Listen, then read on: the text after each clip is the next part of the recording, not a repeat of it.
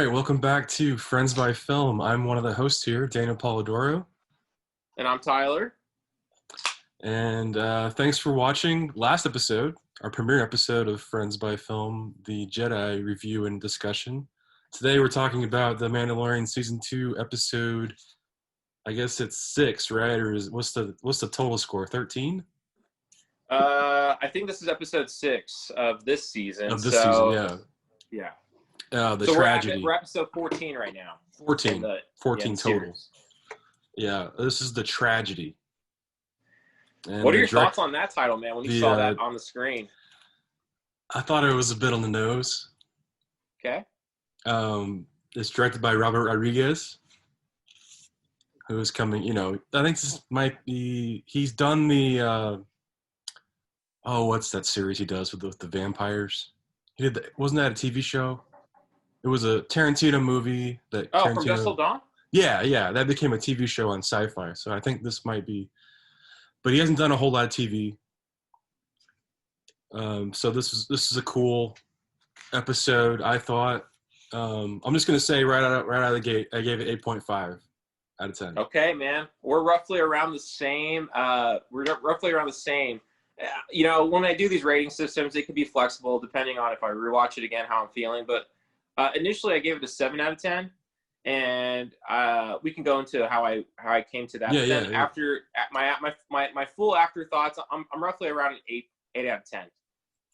I was actually a 10 out of 10, and then on rewatches, it's gone down for me. Okay, cool. So I found that interesting. Hear your thoughts on that. Yeah. So let's talk about what the episode was about. Yeah, we start out with Din, who's enjoying the whole Grogu, the give and take, and I knew Grogu was going to be in trouble or something was going to happen, not only because of the title, but because I think he goes, "You're a very special kid." He starts really warming up, getting emotional with Grogu, so it's like things are going to go badly very soon. Yeah. What we didn't, you and I think we didn't really see us going to Tython this quickly. No, and that's that was something that upon a rewatch, I actually appreciated the fact that we just got straight to it, because a lot of what we've been seeing in the series is like side quests, right? To our destination. And so one of the things about this episode that I really appreciated was just like we're getting cut to the chase. We're going to Tython. The whole episode's like that. Yeah. There's really no lag. Let's see. So how did you feel about the actual the sitting stone, that area? What did you make of that set? Was that what you expected? Dude, that was definitely not what I expected. I kind of wondered if they shot that on and this is nothing against them, but at one point in time I was having a conversation with my brothers, and it kind of and we can get into this later, but in terms of that actual setting stone aspect, it definitely did. I was like, okay, I was not expecting broad daylight, something that was kind of reminiscent of, I thought to myself, it was probably shot in some sort of back area of California. I can imagine a big studio lot, and they're like, all right, we're going to section off part of the mountaintop here, or this area, and we're going to shoot, this sequence. Yeah, it could have been in one of those trails in Burbank or something too. There you go. Yeah, no, seriously. So, but I definitely did like the openness of the space. Yeah, aside from that, I had different expectations. I thought we were going to actually enter some sort of enclosed temple area. Me too. Yeah. And I was kind of thinking we were going to have trials, for instance, thinking a la Last Crusade, where Indiana Jones and Grogu, or no, Din Djarin and Grogu would be emulating something like the Last Crusade, where there's different trials, because I was like, damn, this temple or this area is just super open. Anybody can just access it. So part of me was just kind of okay, there's really no challenges. So honestly, yeah, just straight to the cut. We're getting the kid on the stone. And you've got that pacing again where, okay, I can't land here. We're going to do it the windows down. And they're cut to jetpack flying up there. Mm-hmm. They wasted no time. No time at all, man. And then we get Slave One coming out of the sky. Totally did not expect that at all, man. You know, I had a feeling with the recap, maybe. I don't know if you watched. I mean, I guess how could you miss that part of the recap? But that figure that showed up at the end of season 1, one of the episodes. Yeah, that particular episode. I can't remember chronologically where that was in last season. I think it was episode 5 when they returned to Tatooine. Yeah. That was definitely probably like the weakest episode in the entire season for me, and I still think that is probably still the weakest episode. I wasn't a big fan of. I agree. I'm still not a big fan of Fennec, her character. You know, there's that scene, you know, where she's, she basically kind of pulls out the door, and we see like Alita Battle Angel innards, Fennec, like Fennec 2.0. Yeah, exactly. But yeah, we see Slave One, man, and you're right. You know, when we saw that recap, I was like, okay, interesting. I'm curious to see how this is going to be, implemented and reconciled in this episode. And granted, yeah, we see Slave One. And were you excited? Were you kind of like, what were your feelings when you saw Slave One? Well, I knew it wasn't a threat. I knew that he wasn't after the child or Grogu. I was thinking of course, the armor. Mando has the armor in the Razor Crest, so that's probably why he's here. I didn't see the team up coming, actually, even though it was in the recap. I didn't really see her being there too. Yeah, so no, I didn't know that. I didn't know Boba Fett was like a medic either. Oh, you said a medic? Yeah, like I didn't know he was capable of repair and whatnot. Maybe he knew somebody, or I don't know. Well, I think after you undergo something as probably, I would suggest, highly traumatic, like being ingested in the Sarlacc pit, I think you'd probably know a thing or two about patching oneself up. So true. I'm sure he's probably acquired some medic skills. That's true. And then we get into like the video game, the waves of stormtroopers. Yes, we got into what do they call that? Waves of stormtroopers, which, I was just thinking to myself, and I was having a conversation with my brother, and I guess we can get into the aspect of the narrative in terms of like, why did they just do that? I mean, like, why didn't they just get like the Dark Troopers and all that stuff immediately? But I don't know. What was the point? That sequence was okay. One of the things I definitely thought was very, for lack of better terms, cringy at times was, they wanted to obviously highlight the badassery of Boba Fett, right? So whatever that weapon was, where he was just knocking those stormtroopers down, I think it was a bit gratuitous in the sense that if we go back to the episode, if you really watch it, like, you have these low angles, right? And you have this shaky cam, but then also you're like slowing down, the action. And it's almost as if, Boba Fett is like posing. He like knocks one out, and it's cool to see like the armor chip and all that stuff. But he's like, yeah, it just kind of felt like, I was like, ooh, that's a little bit gratuitous, cheesy.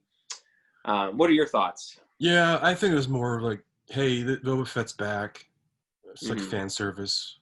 And this is the most badass we've seen him ever. I mean, I haven't, Yeah. Because, I mean, I'll get to it later, but, he was kind of weak in Return of the Jedi. Oh, yeah. I mean, he totally got, owned. But I think there might have been a reason for that, and that might be in this episode. Okay. So he's smashing, I like that he was smashing the helmets, though. That was kind of cool. That was cool. And the fact that, the camera lingers on one of the stormtroopers, and we see, like, it just, like, its helmet crumbled. I was like, that's cool. I definitely, I want to see that. Now, when he's, like, spearing people, going, you're like, yeah. I was kind of expecting, are we going to see him pull up with a little bit of blood? But, I mean, it is Star Wars, and so they haven't gone that route yet that I can recall. Just Force Awakens. That's all I can. Yeah. That when Finn had it across his helmet. Yeah. So. What are your thoughts on the aspect of Grogu when he's like, namasteing on the seeing rock, and we have this kind of, one of my brothers mentioned like Tesseract, kind of, blue. It's like a portal type thing. Yeah. Yeah. I think it lasted a long time, so somebody has to see the signal. Oh, I honestly think to myself that he probably did connect with somebody. Yeah. I mean, yeah, he was in there for a long time. I mean, we as an audience didn't necessarily see who he was connecting with, but I have no doubt in my mind that he did connect with somebody. Yeah. So someone is aware. So. Did you have a problem with like Mandalorian not being able to enter the portal, or?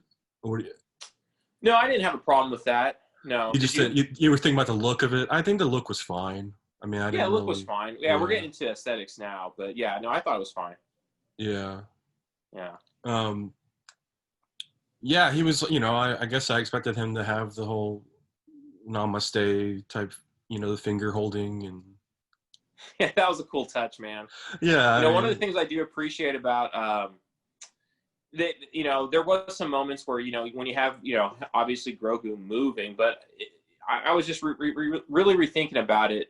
It's incredible, I think, to Lucasfilm to maintain the physical puppetry of Grogu. In that opening sequence when they're having that conversation and Din Djarin's like, Grogu, I got a sense that their relationship is deepening, and he's having a lot more of a closer attachment. He's having fun with it. He's feeling a lot more comfortable. Those little, minute, expressions. There's something very real about that. So it's something I appreciate about. Yeah, and you see, when Mando goes, "Oh, you got it, kid," and then Grogu thinks he's mad at him. Oh yeah, was it Den Ferric? It must be like some sort of curse word in the Star Wars universe. Was that really what he said? Because I didn't catch that. I thought he just said "good job" or something. No, he said Den Ferric, I think. Oh, okay. Yeah. Wow. Yeah. Nice. So Boba Fett gets his armor back, and then. Mm-hmm. What are your thoughts on that, man? When we see, Boba Fett, as we've been seeing him before, fully armored, what was that like for you? It was a little awkward. It was kind of, he's a little bigger for the suit now. Oh yeah, that is something that, especially when he's just wearing just kind of like the chest armor plating, and he's not have his helmet on. It did look a little bit kind of like, oh okay, I that particular sequence where he's like, kind of like, he's been off the bike for a long time. It did feel like that, the whole situation where like, if you haven't ridden a bike in a while, you get back on it, it's a little awkward, but man, it just starts to feel right. And so so the stormtroopers, I felt excitement. The stormtroopers leave, and then that leads to he shoots he aims for one and hits the other one of those carriers. And he literally plants his like foot, and so he bends it at the knee, and then you have those two little missiles that fly out. That too, yeah, that was cool. Yeah, that was cool, man. The knee rockets. I felt excited just for Boba Fett. I just felt excited for his character getting his armor back in that moment. It definitely felt like, like that person who hasn't, like I said, ridden a bike for a long time. That's true. I agree. Getting back on their bike and just getting like, oh man, like getting back into the swing of things. I actually like that. I thought it was awkward looking on Timothy Oliphant too. I don't know, just something that was missing. Maybe it was like the undergarments or something of the suit. But it was just the armor, so it was kind of awkward for me to see that. But when Boba Fett aims and fires at those two getaway cars, the stormtroopers are in their transports, and he hits one of them, Mando goes, "Good shot." And then my favorite line of the episode is, "I was aiming for the other one." I just liked that moment. It was great. Yeah. That's the kind of humor I like in Star Wars. Which to me, it just kind of adds that sense of like, Boba Fett's having fun with himself, we really don't know a lot about Boba Fett other than what we've seen in the OG trilogy. So one of the things that, I think that was problematic for some folk was, this desire to see Boba Fett as like, this kind of like badass. I'm okay with his current arc. I mean, he seems like his character the scum and villainy of him is kind of being somewhat redeemed. What are your thoughts on that that particular arc of him? Okay, so he mentions. Let me see. I have notes here. He mentions going to, when he's chasing after. So basically, the Razor Crest is demolished, and then he gets in his ship. Mm-hmm. He chases after him, goes to see like a soft follow or whatever he says, and he's like, "They're back. The Empire's back.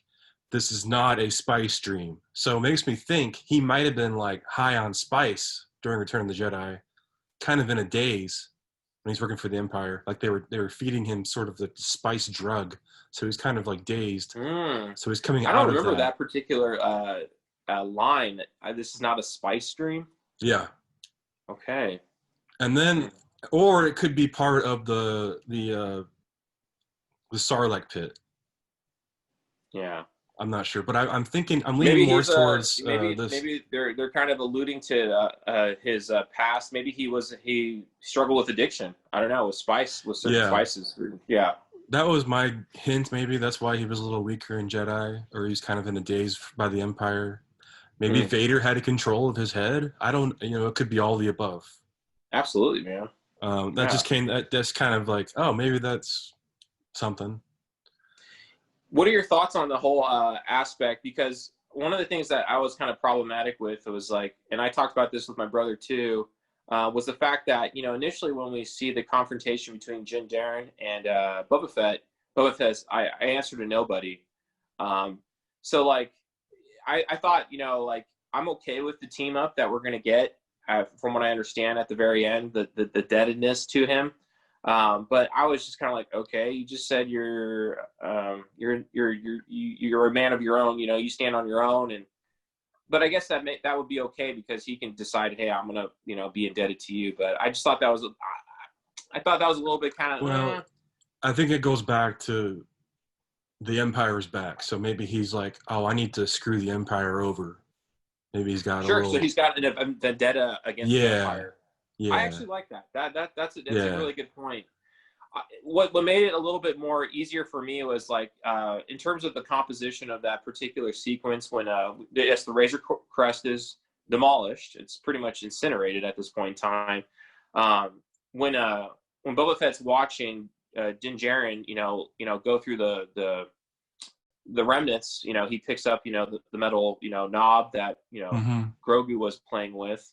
So there's that sentimental connection there. And then the Beskar spear, I just thought to myself, and again, I'm just projecting my assumptions into Boba Fett. I thought there was a sense of like, okay, I can understand what it was like to lose everything, because that again is brought back into the actual dialogue where Boba Fett's like, I have this encoded, and here's the lineage. Here's my father, here's me, kind of situation. So I thought to myself, that kind of gave more humanity to Boba Fett.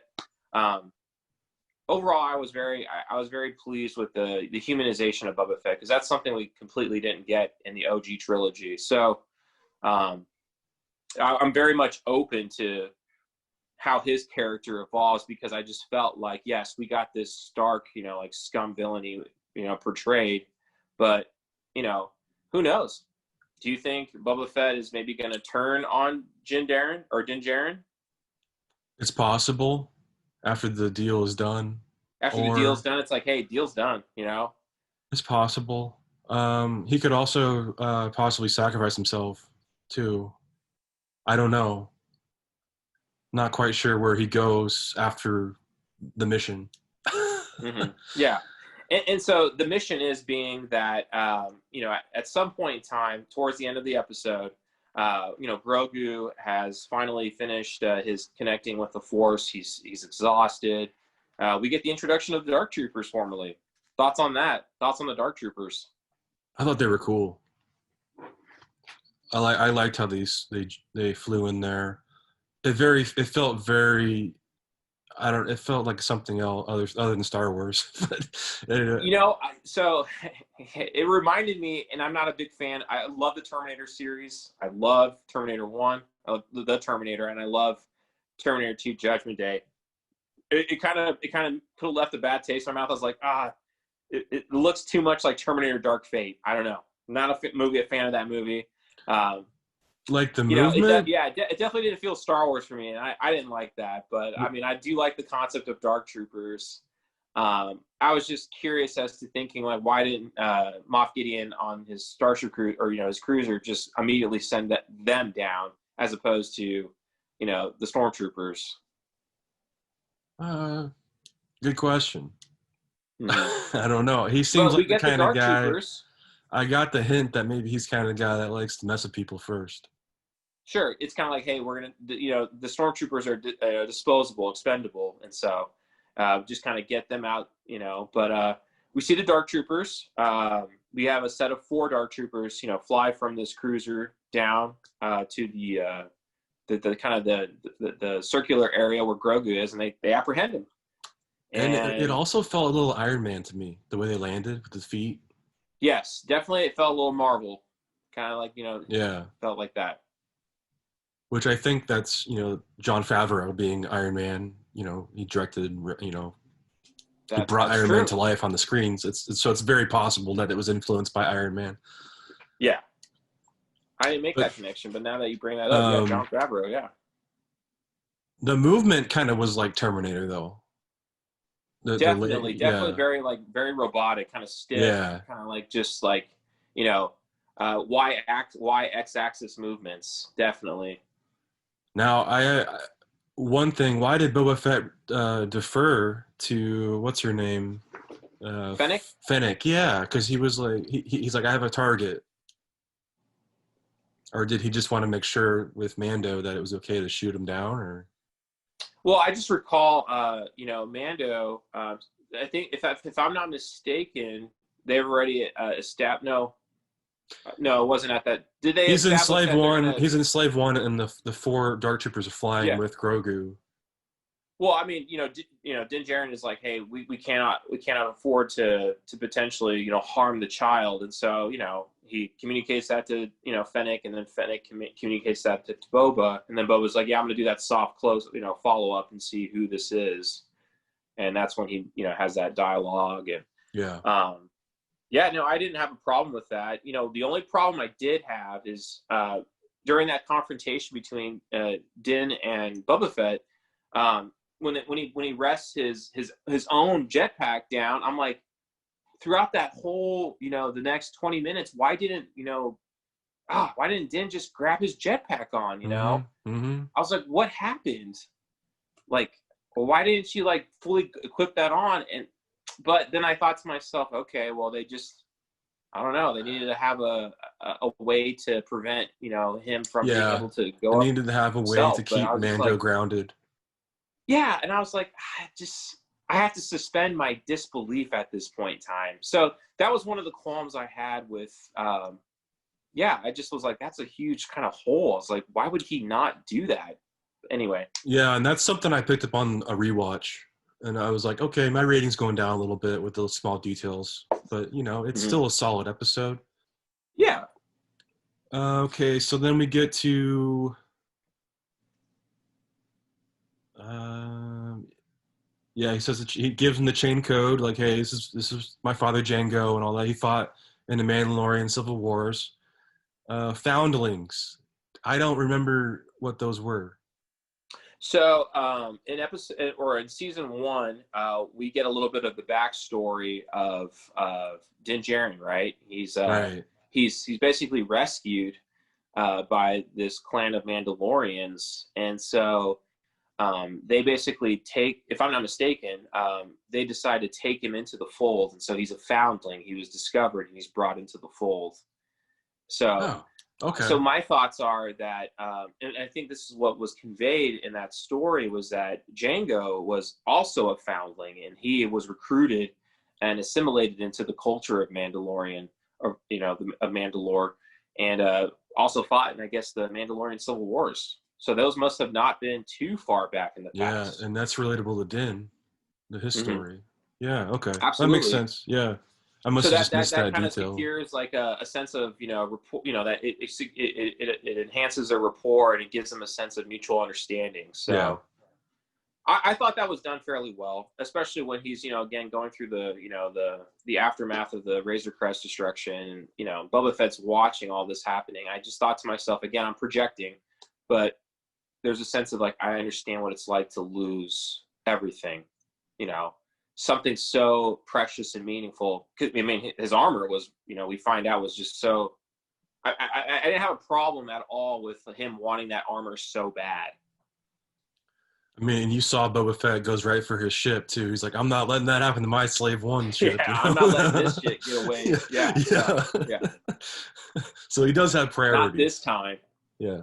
Now, one of the things I did kind of think to myself is like, okay, when there's that line where he's like, I've been following you this whole time, I was like, I gotta suspend some disbelief here too. I'm just curious to think to myself, okay, well, like, how that looked like, but that's not too important. But I was just like, I don't know about that.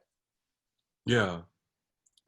So then they take the Slave One and they go to see Cara Dune. And they look for Bill Burr's character. What are your thoughts on that, Mayfield? Man? Are you excited? Are you looking forward to seeing Mayfield? I guess an ex-Imperial sharpshooter. Yeah, I think it's kind of like a Dirty Dozen feel. It definitely does feel that way. They're all gonna be. It's kind of like getting the group back together and ragtag group. Going after the Empire for the final 2 episodes. Yeah, I'm cool with it. I think it's still weird to see Bill Burr.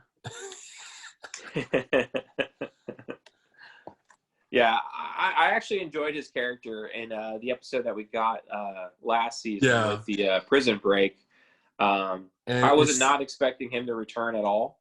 It's the same director. I'm pleasantly surprised. I'm curious to see how we do the prison break, because I think he's on some sort of highly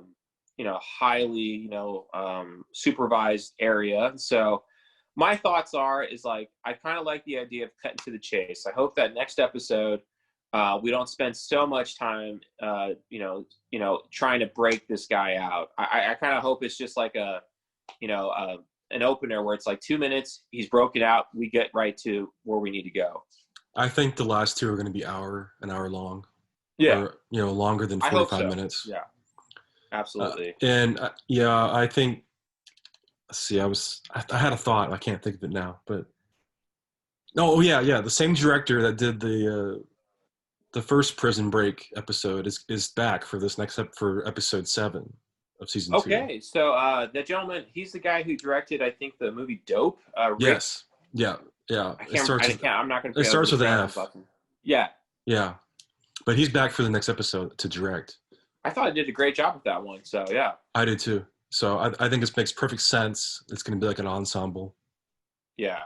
You're going to have your ragtag dynamics, something a la Suicide Squad, Guardians of the Galaxy. I'm okay with that. It feels a little Marvel, But, and I think we're going to get those the blue Mandos too. I forgot her name too. She's from the animated series. I think she's going to show up too. Okay, yeah, I can see that happening, man. And Grief, Paul Creed. So yeah, there you go. Yeah, I like his character, Grief Karga. Yeah, I do too. And it's going to be interesting to see where Moff Gideon is flying to. Do you think we're going to get so if you have all these different entities, Mando, Cara Dune, Grief, Mayfield, Bo-Katan, and probably her 2 sidekicks, do you think Moff Gideon is going to be alone, or do you think he is going to be accompanied by another villain? Yeah, so let's back up a little bit. So he walks in, and where Grogu's just playing with stormtroopers like Vader, like choking them around, throwing them around, and Moff's not even fazed by it. So I feel like Moff, I don't know, I can't tell if Moff has the Force abilities or not. Can you? I can't tell either. Dissecting that particular sequence, I really enjoyed that sequence. I did too. So my thoughts is Grogu is scared. He's scared. I mean, he's a young child. He's becoming more confident in his abilities to, use the Force, to tap into that. He's scared, and I think Moff Gideon is playing into that fear, and wanting to encourage Grogu to tap into that fear. Yeah, I have a wild theory about where Moff Gideon is headed with the whole Dr. Pershing. Is that right? Pershing? I think, yeah, Dr. Pershing. Yeah, we're going to send an encrypted message once we get out of we have the donor space type thing. I think this is leading towards, maybe not directly, but I think this is like the technology that brought Snoke alive. Yeah, so we're going to get into pickled jar Snokes.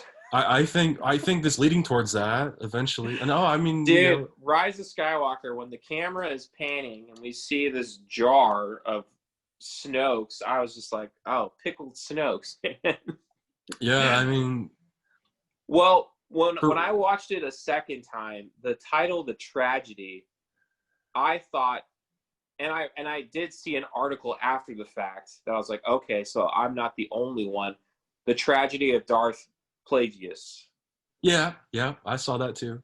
So the idea of being able to, rise above death. And so I think we're leading into that too. Now, if it's regarding simply Snoke, I don't know if I really want to see that. Like, yeah, I don't know if I really feel like that. This is like the beginnings of Palpatine's technology to make Snoke. Absolutely. I think this is definitely tying into that, but I think to myself, this is something that I'd like to see is Moff Gideon is going to go rogue. He wants to be his own thing, and potential. And so I think, he's kind of like going along with things, but he's wanting to do things on his own terms too. So yeah, I don't know, man. I mean, I know that they finally have the donor. Dr. Pershing at one point in time in the last episode we saw in a hologram said, "I will not fail you this time."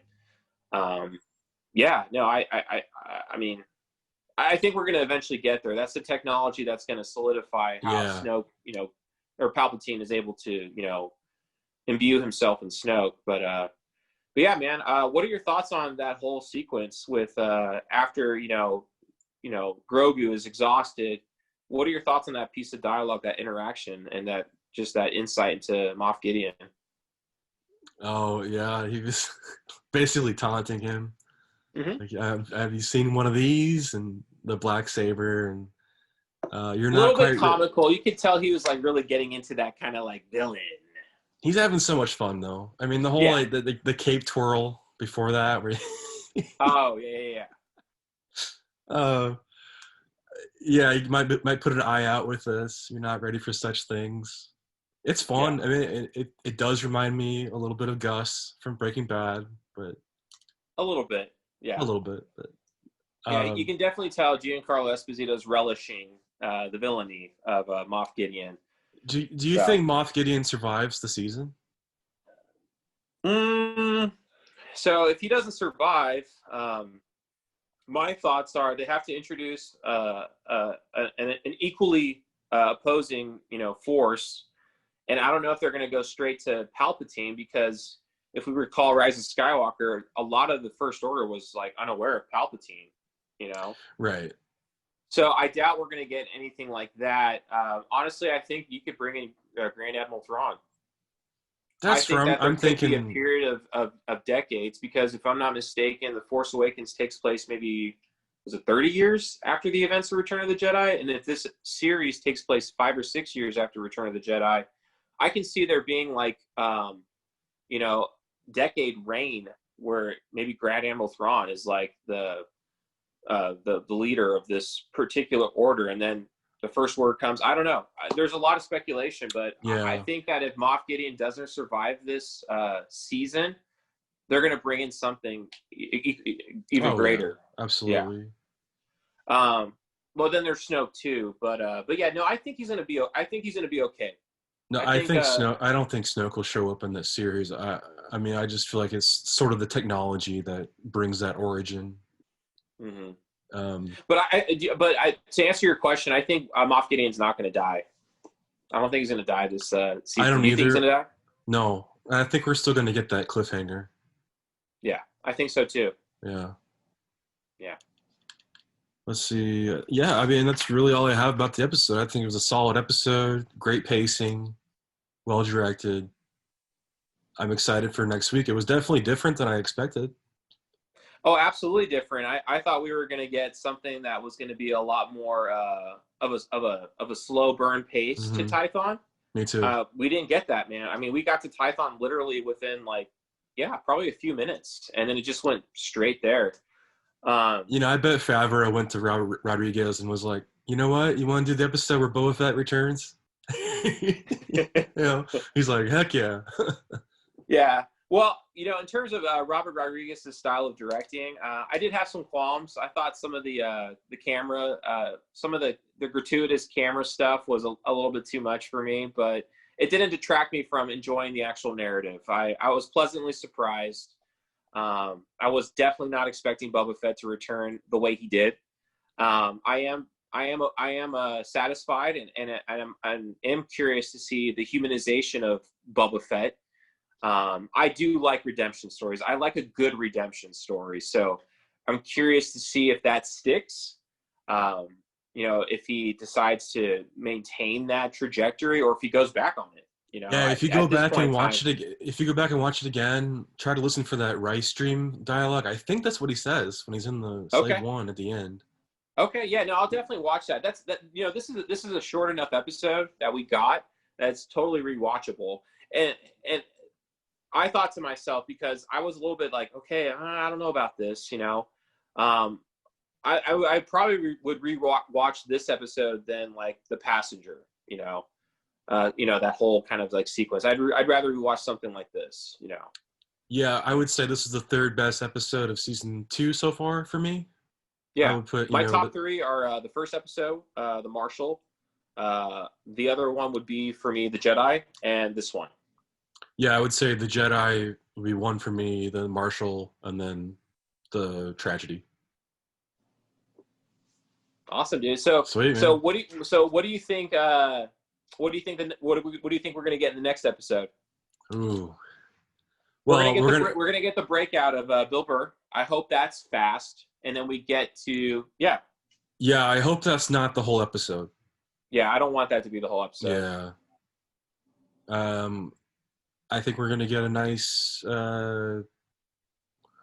How do you track where Moff is, though? I'm trying to figure out how would they track that.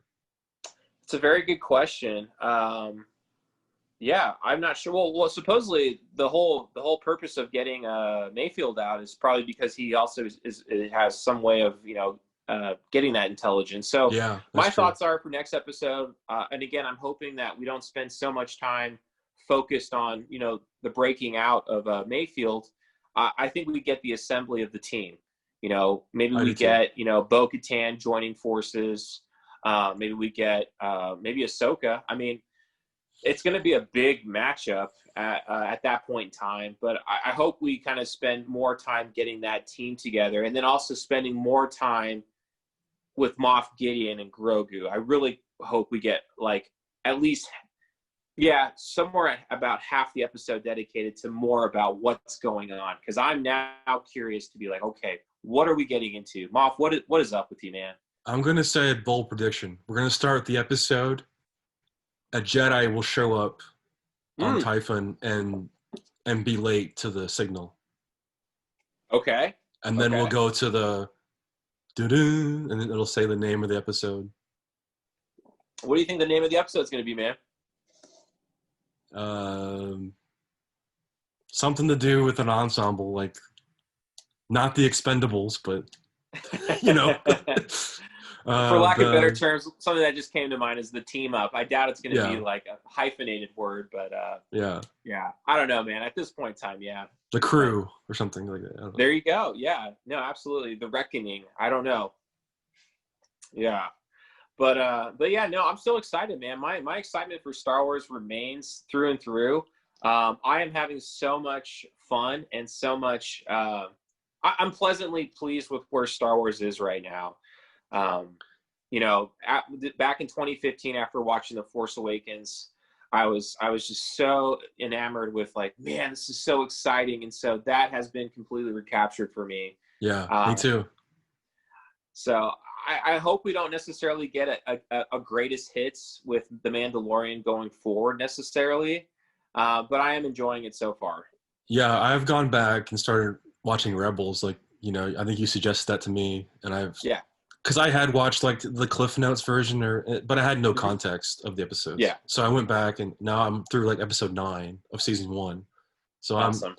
I'm really enjoying it. So I think that's a lot of people are going to go back and watch Rebels in between Mandalorian seasons and really catch up. Absolutely, man. On the canon. Yeah. All right, man. So guys, what are your thoughts? What are your guys' thoughts on episode 6, the tragedy? Did you like it? Did you not like it? Feel free to let us know what your thoughts are, and yeah, let us know. We've done all the talking, so now it's your turn to talk to us.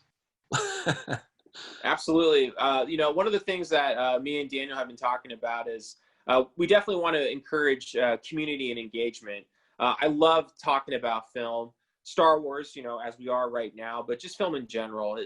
There's something about relationships and community, and I think a lot of the greatest stories out there really hinge on relationships. I mean, hence The Mandalorian, the relationship between Din Djarin and Grogu. Yeah, we're not going to just be talking about Mandalorian. We'll continue on and talking about films. I think we have a Christmas one coming up eventually, and we definitely need to talk about Mank, man. I'm curious to hear your thoughts. Oh, I'm going to Mank, be watching it sometime this weekend. That's going to be either a long one or a short one. It's up to you. Like I'm willing to go deep dive, but it's a lot. Sounds good, man. Well, I'm looking forward to it. I'm looking forward to talking with you guys too. Yeah, definitely. Where can they find you, Tyler? They can find me at my Twitter handle at Tyler _Pacholski, and that's P as in Peter, ACHOLSKI. It's right below you. That'll be in the description below. But yeah, definitely engage with me, guys. Yeah, me too. I'm at PoliPictures, and thanks for watching. All right, until next time. May the Force be with you. May the Force be with you.